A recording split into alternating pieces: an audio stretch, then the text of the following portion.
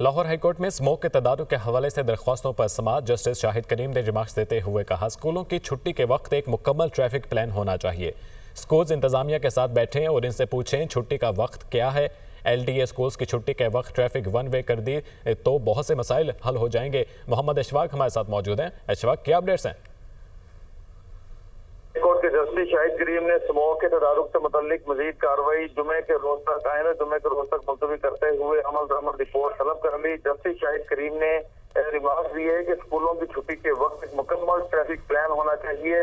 अगर LDA school की छुट्टी के वक्त ट्रैफिक वन वे कर दे तो बहुत से मसाइल हल होंगे और इस हवाले से TTO के साथ बैठकर मुकम्मल प्लान मुरतब किया जाए।